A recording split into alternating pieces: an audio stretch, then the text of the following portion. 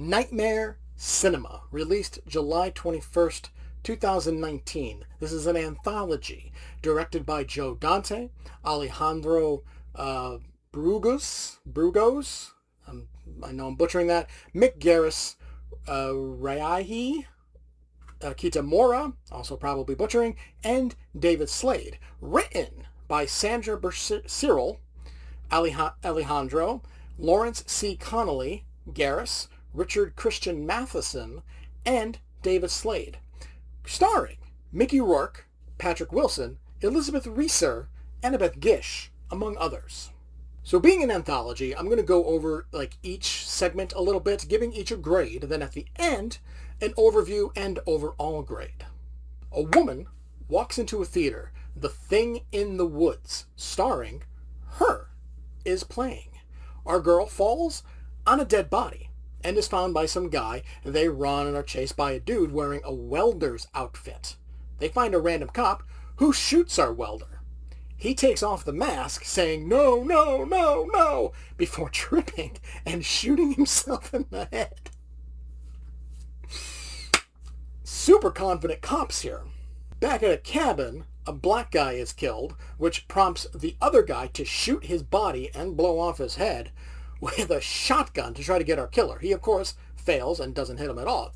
Our woman finds the basement with bodies while the guy is being pinned up against the wall with kitchen knives, and he's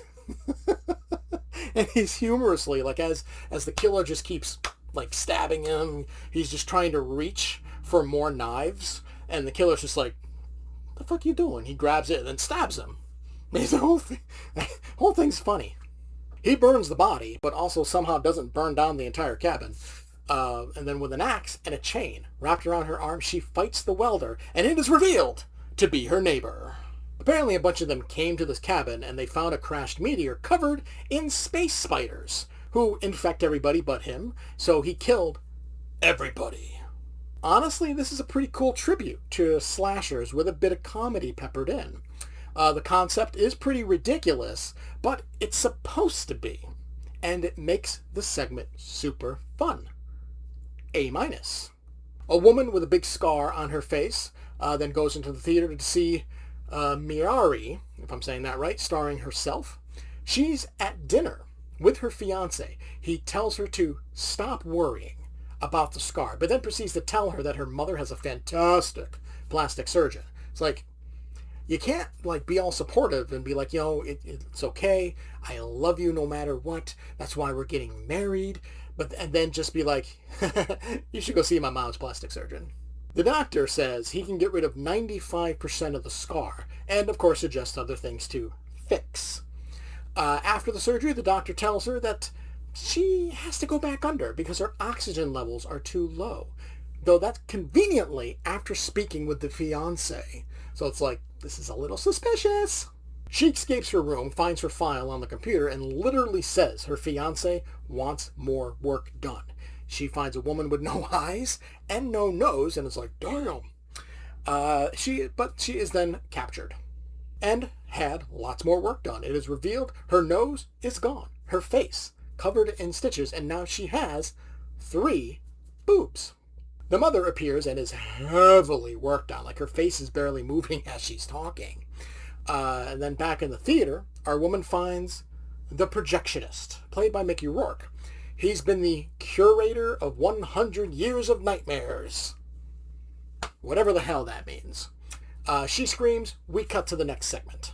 Directed by the great Dante and starring the late great Richard Chamberlain as the doctor, this segment is beautifully directed and well acted. Unfortunately, though, the story isn't really that interesting. C.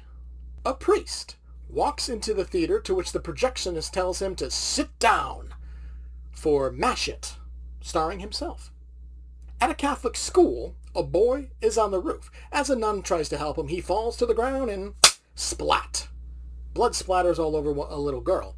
Our priest is, of course, screwing said nun because gotta have sex.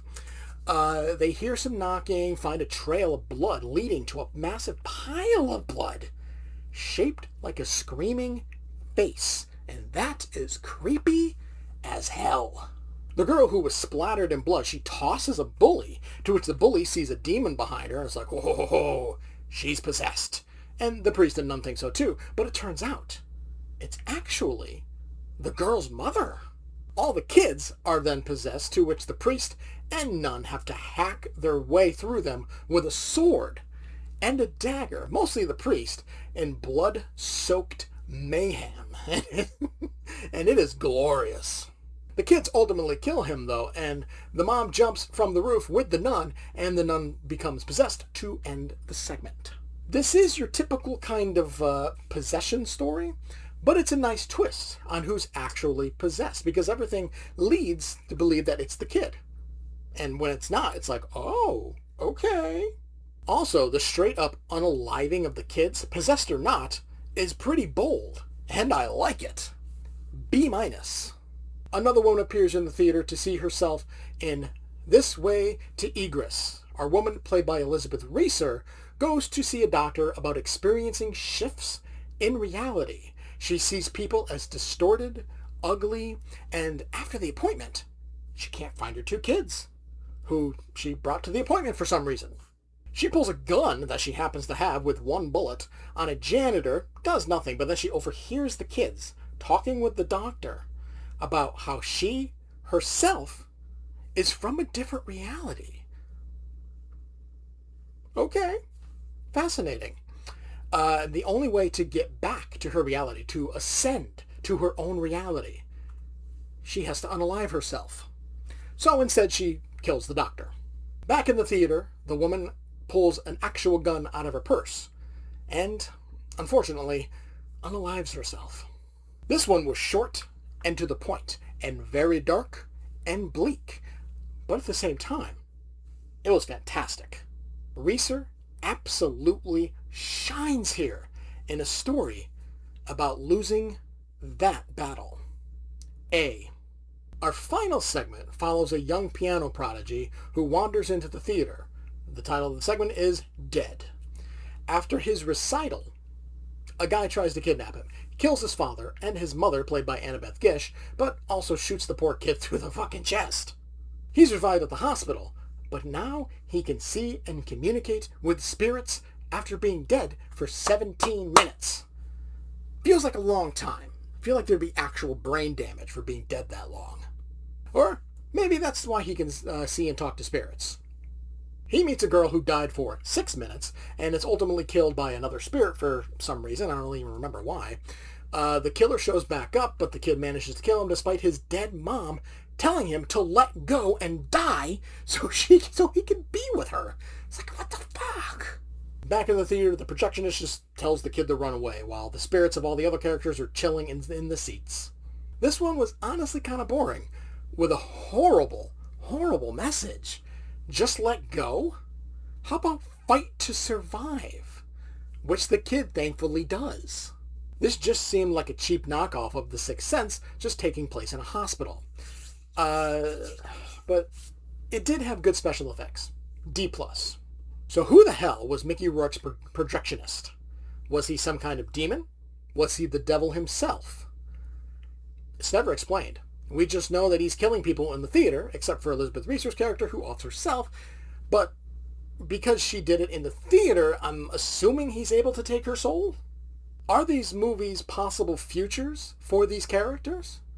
It's also never explained, though no point in a possible future if the end goal for the projectionist is to just kill these people as the movie ends anyway.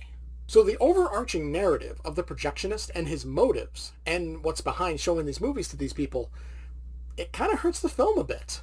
Averaging the grades of the segments brings it to a B, but I'm going to go with B- because of the confusing nature of the overarching plot. Thank you for watching Fatman Inc Horror. Leave a like if you enjoyed and a comment to discuss your thoughts. Make sure to subscribe to see more reviews of horror movies new and old. Thanks again for watching, and I'll see you next time.